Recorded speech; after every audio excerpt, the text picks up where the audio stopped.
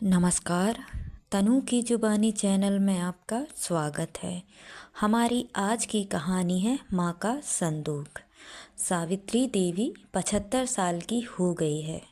सावित्री देवी के 3 पुत्र हैं। सावित्री जी के पति का देहांत तब हो गया था जब वो 55 वर्ष की थी।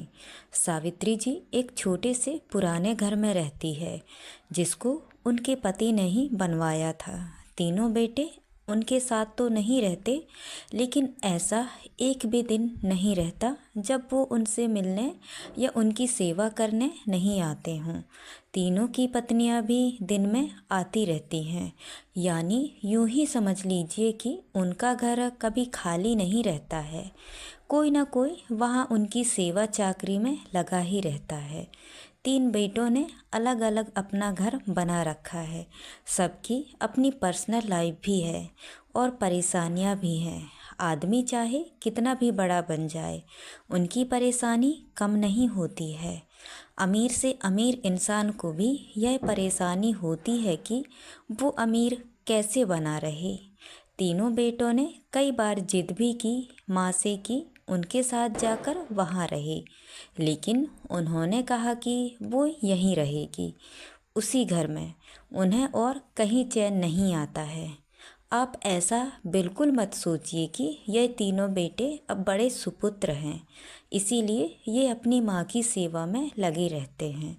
तीनों बेटों को उनसे ज़्यादा प्यार या लगाव की असली वजह कुछ और है। वजह है उनकी माँ का एक बड़ा संदूक, एक बड़ा लकड़ी का संदूक जिस पर ताला लगा है। यह संदूक इनके जीवन में बहुत अहम भूमिका रखता है। इस संदूक के अंदर क्या है और कितना है, ना तो इन तीनों बेटों को पता है, ना ही इनकी पत्नियों को। बस जब से पिताजी गए हैं, माताजी को इस संदूक की रक्षा करते देखा है।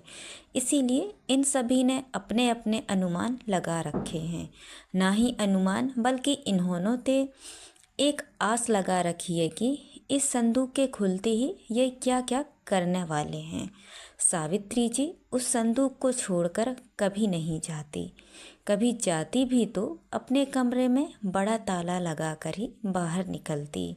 वो सिर्फ थोड़ी देर में ही वापस आ जाती। 3 बेटों और उनकी पत्नी की उस संदूक पर नज़र ना जाने कब से है। सबने अपनी तरफ से अपनी अपनी कोशिश भी करके देख ली माँ को अपने साथ अपने घर ले जाने की, ताकि माँ के साथ उनका संदूक भी वहाँ से हिल सके। और फिर जाहिर सी बात है, जिसके घर में माँ रहेगी उसका संदूक। लेकिन सभी एक दूसरे की काट करते हैं। इसकी कृपा है कि माँ के आगे पीछे माँ जी करते ना। सिर्फ बेटे ही नहीं, बल्कि बहुएं भी चक्कर लगाती रहती हैं। लेकिन सावित्री जी भी भली भांति अपने बेटों को समझती है। वो जानती है कि उनकी इतनी सेवा क्यों हो रही है। उनकी सेवा उनके संदूक के कारण हो रही है। उन्हें पता है, जिस दिन यह संदूक इनके हाथ आया, उस दिन उनका मूल्य कुछ भी ना रह जाएगा। तीनों भाइयों और उनकी पत्नियों में यह बातें हैं कि माँ के पास ना सिर्फ उनका सोना है, बल्कि उनकी सास का सोना भी इसी संदूक में है। माँ इसीलिए इस संदूक की इतनी हिफाजत करती है। सभी अपनी अपनी कहानियाँ बनाकर बैठे हैं। किसी का दावा है कि उन्होंने संदूक को एक बार उठाकर देखा है। वो बहुत भारी है। माँ के कमरे में इन बहुओं ने कई बार सफाई के बहाने संदूक के पास जाने की कोशिश की, लेकिन माँ जी ने उन्हें बार बार टोका और कहा कि इस संदूक से अभी दूर रहो। समय आने पर इस संदूक में क्या है, तुम्हें अपने आप ही पता चल जाएगा। आखिर माँ की बात कौन टालता, वो भी अभी। बस उस समय के इंतज़ार में यह सब माँ का अच्छा बेटा और अच्छी बहू बनने की कोशिश कर रहे हैं। रात में कोई ना कोई माँ के घर में ज़रूर रुकता, लेकिन माँ जी उसे अपने कमरे में सोने नहीं देती थी। इस तरह सावित्री जी ने इस संदूक के सहारे 20 साल निकाल दिए। एक दिन माँ जी की तबीयत खराब थी। अक्सर जब तबीयत बिगड़ जाया करती थी तब उनके बेटे उन्हें अस्पताल ले जाने का कहते थे, लेकिन वो उसके लिए भी राजी नहीं होती थी। वो कहती थी कि डॉक्टर को यहीं बुलवा लो। उनके बेटे ऐसा ही करते थे। इस बार जब उनकी तबीयत खराब हुई तो डॉक्टर ने कहा कि उन्हें अस्पताल में एडमिट करना ही होगा, वरना उनकी हालत खराब हो सकती है और फिर उम्र भी बढ़ती जा रही है। आखिर कब तक यह शरीर साथ देगा? डॉक्टर के यह अजीब जवाब देने पर तीनों भाइयों को दुख से ज़्यादा उत्साह दिखाई दिया। उनकी पत्नियां की आँखों की चमक साफ दिखाई दे रही थी। सावित्री ने उन्हें कमरे के बाहर खुसफुस करते सुना। तीनों इस बात पर चर्चा कर रही थी कि माँ के जाने के बाद संदूक में जो भी है वो आपस में बांटा जाएगा, सबको बराबर बराबर मिलेगा।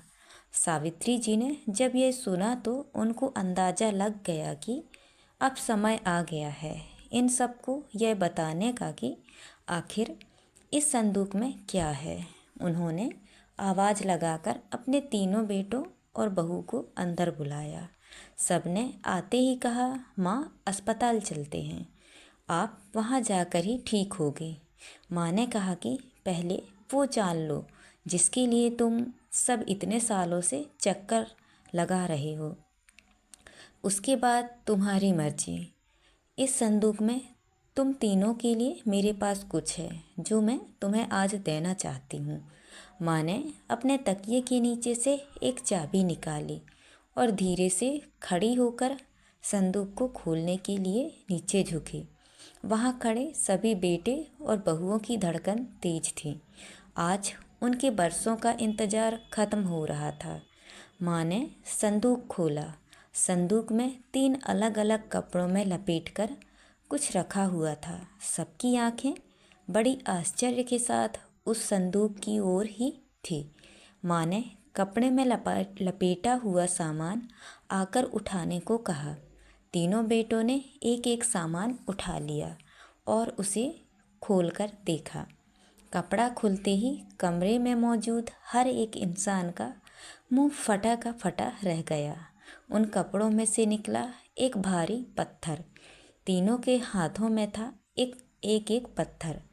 यह क्या माँ, इतने दिनों से तुम इन पत्थरों को संभाल कर रखी हुई थी और हमें बेवकूफ़ बना रही थी।